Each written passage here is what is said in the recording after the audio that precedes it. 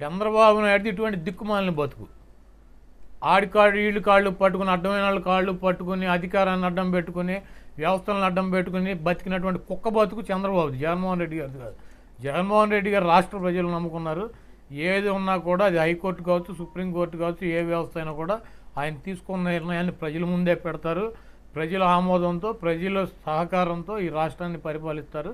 జగన్మోహన్ రెడ్డి గారు 20 సంవత్సరాల వరకు ఇక్కడే ముఖ్యమంత్రిగా 20 సంవత్సరాల పైన ఉంటాడు. ఆయన ఎవరో కూడా ఏ వ్యవస్థలో కూడా ఏ వ్యక్తులు కూడా ఆయన ఏమీ చేయలేరు. ఈ ప్రజల అండ జగన్మోహన్ రెడ్డి గారి పుష్కలంగా ఉంది. రాజ్యాంగబద్ధమైన పదవిలో ఉన్న ఒక ఈసీని ప్రతిసారి సహకరించట్లేదు గవర్నమెంట్ అనేది ప్రతిసారి వాదనలు వినపడుతున్నాయి హైకోర్టులో.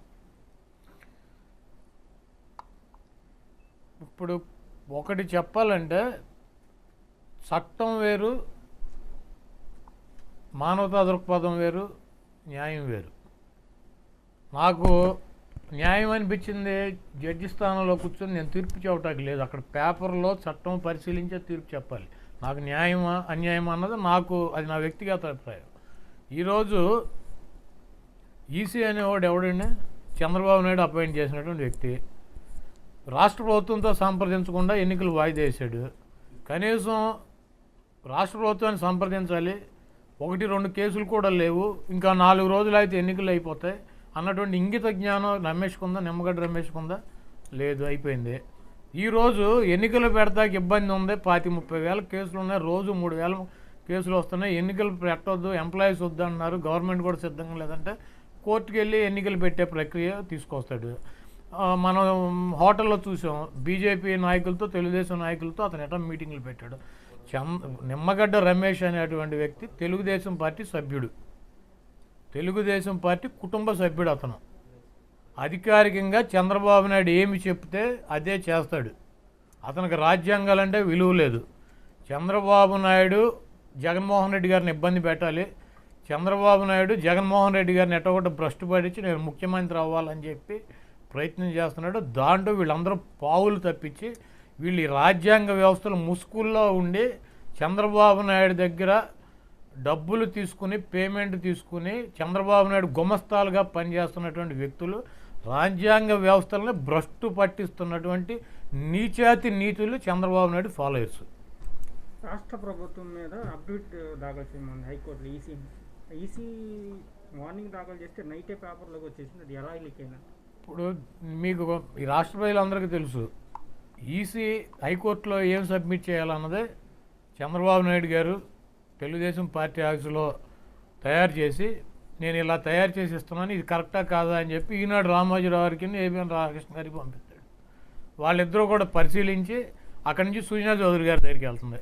అక్కడి నుంచి హైకోర్టుకి, సుప్రీంకోర్టులోనో లాయర్లు ఉంటారు కదా, మంచి లాయర్లు, వాళ్ళకి వెళ్తాయి ఫ్యాక్ట్స్లు. వెళ్ళి వాళ్ళందరూ కూడా లీగల్గా ఎలా ఇవ్వాలి ఏంటి అన్నది ఆలోచించుకుని నిమ్మగడ్డ రమేష్ గారు సంతకం ముద్ర వేస్తాడు. అప్పుడు రబ్బర్ స్టాంపు వేస్తే దాన్ని కోర్టులో అఫిడవిట్ కింద ఆయన ఇస్తాడు.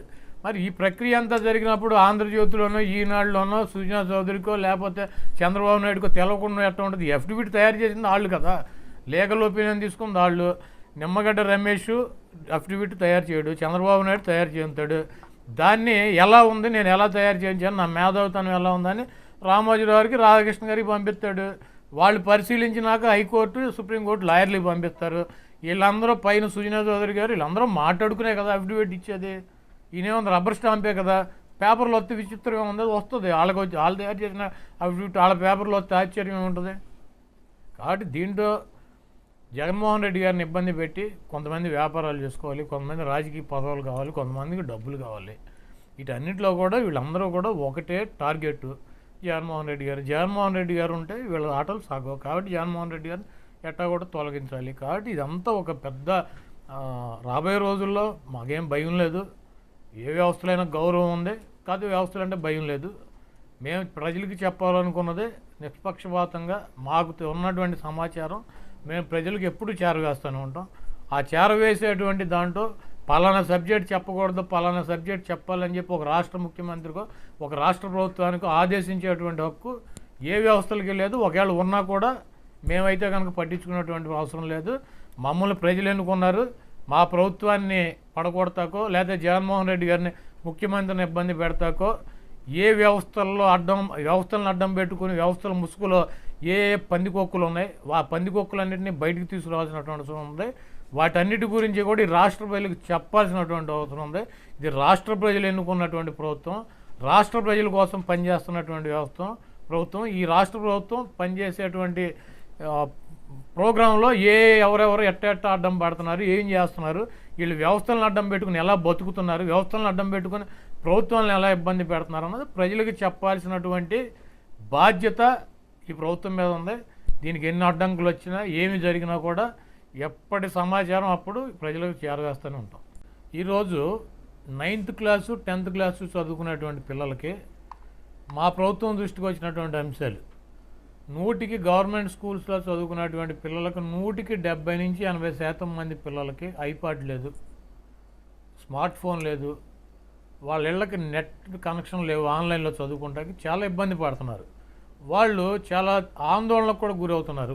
ఈ సంవత్సరం మాకు విద్యా సంవత్సరం వేస్ట్ అవుతుందేమో, మా జీవితంలో ఒక సంవత్సరం కోల్పోతామని చెప్పి ఆందోళనకు గురైతే ఇక్కడ ఉన్నటువంటి సమస్యలన్నీ ముఖ్యమంత్రి గారి దృష్టికి ఇవన్నీ వస్తే ఆయన ఆన్లైన్లో చదువుకునే వాళ్ళు ఆన్లైన్లో చదువుకోండి, ఆన్లైన్ సౌకర్యం లేక తల్లిదండ్రులకు ఎటువంటి ఇబ్బంది లేక పిల్లల్ని కనుక మీరు స్కూల్కి పంపిస్తే కోవిడ్ నిబంధనలు పాటిస్తా పిల్లల్ని దూరంగా కూర్చోబెట్టి ఒక రోజు ఇడిసి రోజు స్కూల్స్, ఒక పూటే స్కూల్స్ పెట్టి వాళ్ళకి సిలబస్ కూడా తగ్గించి వాళ్ళకి సంవత్సరం వేస్ట్ అవ్వకూడదు అన్నటువంటి ఉద్దేశంతో బలవంత పెట్టకుండా కంపల్సరీ అని కాకుండా మీరు ఆన్లైన్లో చదువుకునే అవకాశం ఉంటే చదువుకోండి, లేకపోతే స్కూల్స్కి వచ్చి చదువుకోండి అని చెప్పి ఒక అవకాశం కల్పించాడు. పేద ప్రజలకి, పేద పిల్లలకి అవకాశం కల్పించాడు ముఖ్యమంత్రి. ఇదేం కంపల్సరీ కాదు. దీన్ని కూడా విమర్శలు చేసి ఏదో జగన్మోహన్ రెడ్డి గారు పిల్లలకు కరోనా అంటిస్తే, ఆయనకి పిల్లలు ఉన్నారు, నాకు పిల్లలు ఉన్నారు, మేమెందుకు పిల్లలకు కరోనా అంటించాలని ప్రయత్నం చేస్తాం. వాళ్ళకు విద్యా సంవత్సరం వేస్ట్ అవ్వకూడదు. మీకు కంపల్సరీ రమ్మని చెప్పి మేము కోరట్లేదు, మీకు అవకాశం ఉంటే మీరు, అవకాశం లేకపోతే ఆన్లైన్లో మీరు వచ్చి చదువుకోండి అని చెప్పి వాళ్ళకి అన్ని రకాలైనటువంటి నిబంధనలు పాటిస్తూ, కోవిడ్ నిబంధనలు పాటిస్తూ స్కూల్స్ బిగిన్ చేస్తే దాన్ని అభినందించాల్సింది పోయి దాని మీద కూడా విమర్శలు చేసేటువంటి పరిస్థితి. ఈరోజు నిమ్మగడ్డ రమేష్ తెలుగుదేశం పార్టీ ముఖ్యంగా పిల్లలకి చదువులు చెబుతున్నారు, పిల్లలకు స్కూల్స్ పెడుతున్నారు, ఎలక్షన్ ఎందుకు పెట్ట, పిల్లలకి స్కూల్స్ పెట్టకపోతే వాళ్ళకి ఒక విద్యా సంవత్సరం వేస్ట్ అవుతుంది, వాళ్ళకి ఒక జీవితంలో ఒక సంవత్సరం పోతుంది. ఇప్పుడు ఎన్నికలు, స్థానిక సంస్థలు ఎన్నికలు పెట్టకపోతే ఎవరికి ఏం మిస్ అవుద్ది ఒకసారి నిమ్మగడ్డను చంద్రబాబు చెప్పాలి. ఎందుకంటే ఈ సంవత్సరం కనుక ఎన్నికలు పెట్టకుండా 6 నెలలు ఆగి 4 నెలలు ఆగి ఎన్నికలు పెడితే ఎవరికి ఏ సంవత్సరం వేస్ట్ అవుద్ది, నిమ్మగడ్డ చంద్రబాబుకి ఏం వేస్ట్ అవుద్ది, వీళ్ళ జీవితంలో ఈ 70 ఏళ్ళు వచ్చి రిటైర్ అయిపోయి చచ్చినటువంటి వీళ్ళిద్దరికి ఏమి లాస్ అవుద్ది, ఇంటికాడ చెక్కబాదం చేసుకునే సన్నాసులే కదా వీళ్ళిద్దరు, ఏమవుద్ది వీళ్ళిద్దరికి, పిల్లలకి చదువులకి దీనికి పోలిక. ఈరోజు ఎంప్లాయీస్ కూడా మేము వచ్చి ఎన్నికల్లో ప్రక్రియలో మేము పాల్గొలేము, ఎందుకంటే పంచాయతీ ఎన్నికలు అంటే 12 వార్డుల నుంచి 14 వార్డులు ఉంటాయి ఒక్కొక్క చోట, ఒక్కొక్క గ్రామంలో. అదేవిధంగా సర్పంచ్కి ఓటేయాలి, వార్డు మెంబర్స్కి ఓటేయాలి, ఎంపీటీసీకి ఓటేయాలి, జెడ్పీటీసీకి ఓటేయాలి, చైర్మన్కి ఓటేయాలి, కౌన్సిలర్కి ఓటేయాలి, ఒక్కొక్క వ్యక్తి 4-5 ఓట్లు వేయాలి. ఈ బ్యాలెట్లు ఒక బ్యాలెట్ పట్టుకుని ఇదంతా గందరగోళం అయ్యి ఈ కోవిడ్ ఉన్నటువంటి టైంలో దీనికి స్ప్రెడ్ అయ్యేటువంటి అవకాశం ఉంది. ఇప్పుడు ఎన్నికలు పెట్టకపోయినా కూడా 14th 15th పైన డబ్బులు కేంద్ర ప్రభుత్వం రిలీజ్ చేసింది. మార్చి 31 దాకా మనకు టైం ఉంది. కొంత వెసులుబాటు చూసుకొని కోవిడ్ ప్రభావం తగ్గితే అప్పుడు ఎన్నికలు నిర్వహిద్దామంటే, నేను 31 తారీఖు రిటైర్ అయిపోతా కాబట్టి నేనుండగానే ఎన్నికలు పెట్టాలి, నీకు ఒకటి తప్పించి ఎవరికన్నా లాస్ ఉందా?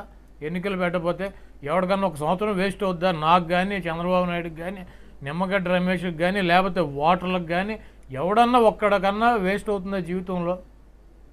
కాబట్టి వీటన్నిటినీ వితండవాదం మానుకోవాలి. ఎన్నికలు పెడతాకి రాష్ట్ర ప్రభుత్వం సిద్ధంగా లేదు. మాకు ఎన్నికలు ముఖ్యం కాదు, ఎన్నికల ప్రక్రియ లేకపోవడం వలన వచ్చేటువంటి ఇబ్బంది ఏమీ లేదు. స్పెషల్ ఆఫీసర్స్ని వేసాం, వాళ్ళు నడుపుతున్నారు. అదేవిధంగా సెంట్రల్ గవర్నమెంట్ కూడా మనకి కోవిడ్ వలన ఎన్నికలు పెట్టకపోయినా కూడా సెంట్రల్ గవర్నమెంట్ నుంచి రావాల్సినటువంటి ఫండ్స్ అన్నీ కూడా రిలీజ్ చేస్తుంది, రావడం జరుగుతుంది. కాబట్టి ఎటువంటి నష్టం లేదు. కోర్టులు కూడా పరిగణలోకి తీసుకోవాలి. కోర్టులు కూడా ప్రెస్టేజో లేకపోతే చట్టం కాదు, మానవతా దృక్పథం. చట్టం చాలా చెప్తాయి, కాకపోతే చట్టంతో పాటు మానవతా దృక్పథం. మనం చట్టం ఏం చెబుతుంది, చట్టంతో పాటు మనం ఈ నిర్ణయం తీసుకుంటే ఎంతమంది ప్రజలు సఫర్ అవుతారు, ఏ ఇబ్బందులు పడతారు. కాబట్టి వ్యవస్థలన్నీ కూడా అడ్డం పెట్టుకుని ఏదో సాధించాలంటే ఈ రాష్ట్ర ప్రభుత్వాన్ని ఏమీ చేయలేరు. జగన్మోహన్ రెడ్డి గారు ఇటువంటి చాలా చూసి ముఖ్యమంత్రి అయ్యాడు. ఇటువంటి ఇప్పుడు కాంగ్రెస్ వాళ్ళు చెప్తారు, బీజేపీ వాళ్ళు చెప్తున్నారు, తెలుగుదేశం వాళ్ళు చెప్తున్నారు. జగన్మోహన్ రెడ్డి గారు కేంద్ర ప్రభుత్వంతో రాజీ